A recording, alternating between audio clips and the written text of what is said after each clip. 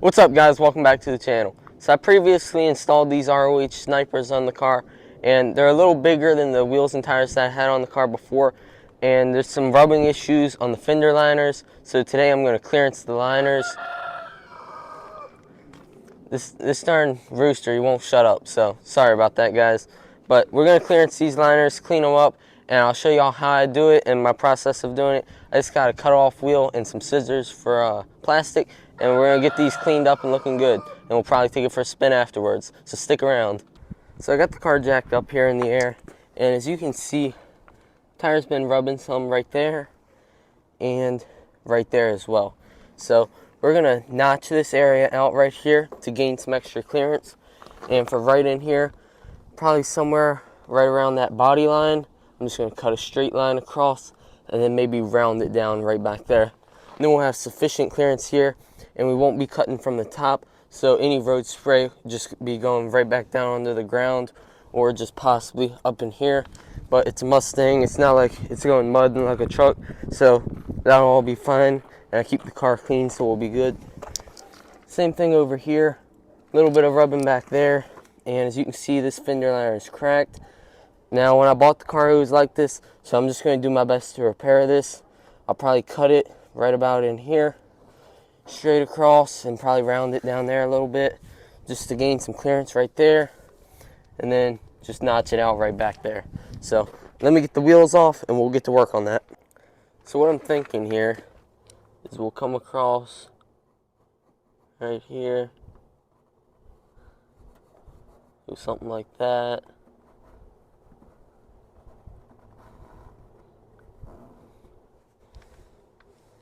And then kind of go slightly down.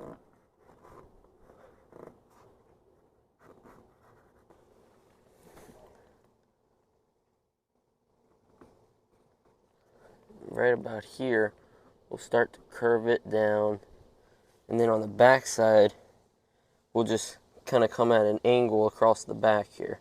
So let me get on the ground and I'll show you. Cut it across the top and come in at an angle straight down.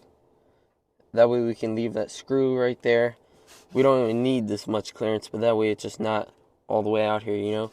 Bring it to that little line in the plastic, keep the screw. Then it has full support from the top, the pop in up here.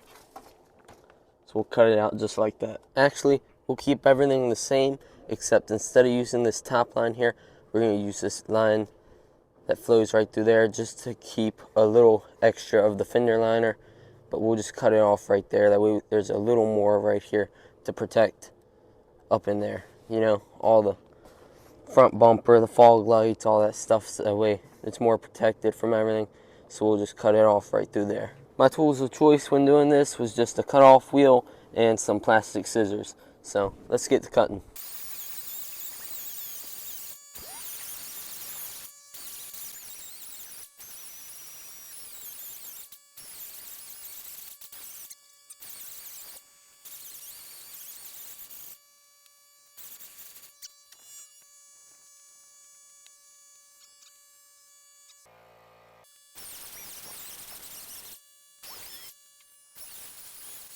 So I've gotten it cut through all up in here, and let me grab that.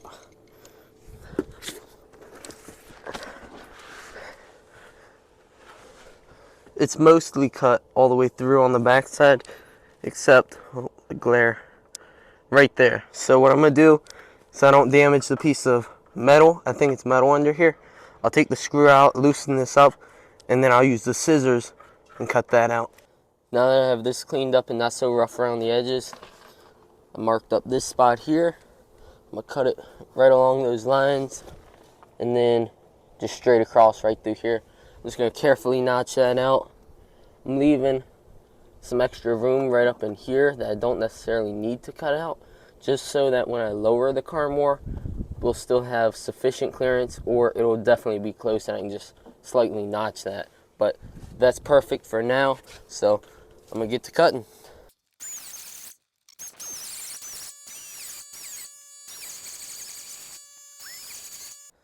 Got the holes cut out. I'm gonna use something to clean all this up around the edges and get some touch-up paint on that. and we'll be good to go there. That looks pretty good. Might figure something out in the future on how to block this off. I just got to figure that out. That way it's closed off right there. Otherwise, that came out nice. I'm going to head over to the next side here in a few and get that knocked out. I just finished up this side. I'm going to start the car, turn the wheels, make sure there's no rubbing issues. Everything's got good clearance. Then we'll jack it up and do the other side.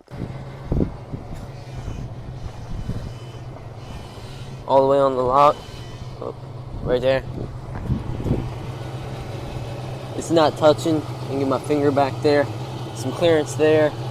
You see where it's cut out there.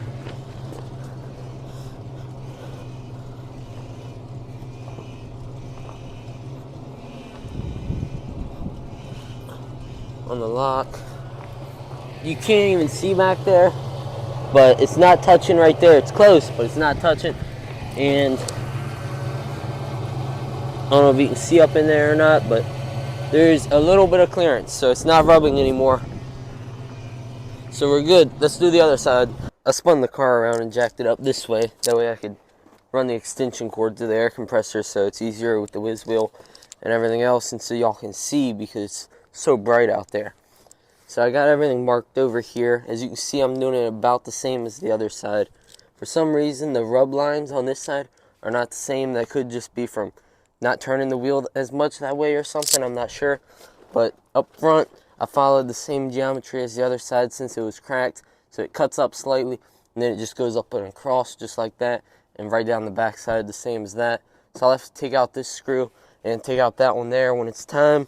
But for now, I'm going to get this cut out, and then we'll do that one. I got everything cut there. I didn't do any videoing. So right here, there's two fuel lines that come right up through here. And then I think it's a vent from the fuel tank that goes to the charcoal can. Anyways, I just cut this piece out, and then I realized that, yeah, there's fuel lines there, and this, that, and the other. And I don't want them getting caked or anything happen to them with road spray and vice versa. So I drilled two little holes, and I zip tied this piece back in there. But now it's further recessed, and also there's give, like you see, there's give to it. So if for whatever reason the tire hits this, there's protection for the fuel lines. Plus, I don't think it will, but either way, there's protection for the fuel lines, and it'll give, so it's good. All that's cut just right. And back here, like I said, I cut the crap out of this. I'm not gonna lie, I cut the crap out of it.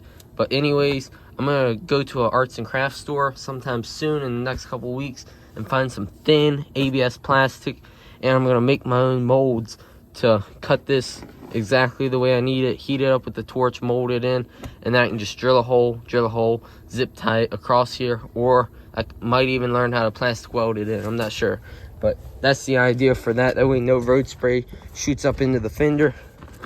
Do the same thing over here, obviously, but it's gonna be nice. I'm gonna get it all back together now, and we'll take it for a spin and see how it does. So I just about took it for a spin, but we was testing stuff. And turn the wheel for me. We're good on this way. If you turn it this way, we have clearance. Same for that side. But when you turn it back this way, it gets close and it just rubs the liner or the fender extension right there.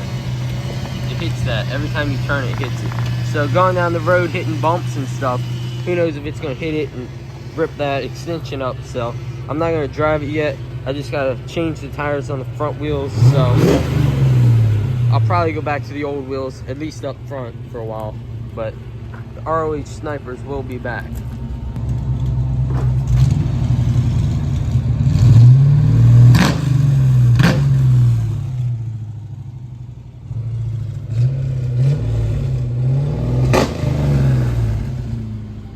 Oh, and by the way, guys, I was able to get an SN95 spare. My car was originally 4-lug, but the previous owner, he 5-lug swapped it. So I've never had a spare tire that I could actually use. So I just took the 4-lug spare out, put it in my room, and left it at that. But now I got a 5-lug spare here. This came out of my grandpa's SN95 Cobra. I don't believe it's ever been used because the tire looks brand new. But it was a little ate up in areas, so I just used a wire wheel, clean that up. I'm gonna do a little touch-up paint here in a minute. Just wanted to show it to you guys, but that's pretty awesome. So we'll have to get that in the back of the car here soon. Check that out. Blended that paint job across the whole wheel. Can't even tell. Pretty mint.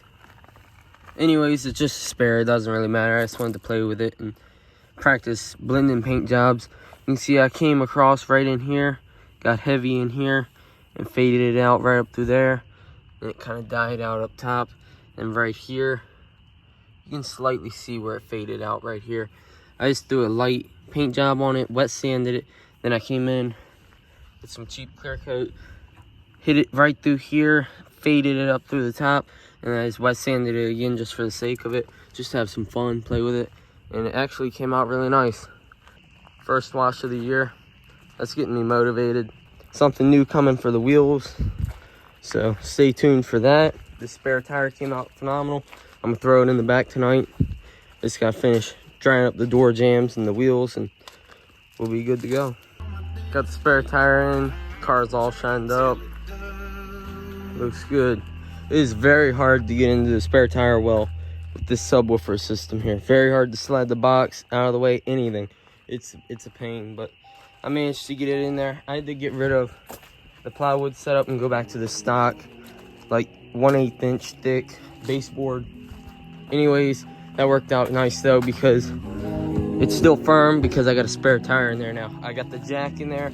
All I need to do is get a breaker bar and the proper size socket. That way, when I use these spline lug nuts here, I can throw a socket on them, put a socket on the breaker bar, take the wheels on and off if I need to, blah, blah, blah. That way if I need to change the tire, you know, I'll be good. But I got these TikTok shop lights, by the way. It's pretty neat. I don't know. I like them. That's on the brightest setting. And then, let's see. Turn this down so I don't get copyrighted. Right here you got that static. And then you go white. Hit the modes. Bright. A little more dim. Pretty clean. And then I got 3 in the back here. That way when it's dark out, if you want to hit them, just because it'll light up the subwoofers a little bit. There we go. So you see them lit up a little bit. Bright. And then I can also put it on red. Just like that. It kind of lights it up with a hint of red. Looks pretty cool. I don't know. Just something. 15 bucks on TikTok shop. Why not try it out? Anyways, that's all nice. So let's get back to it.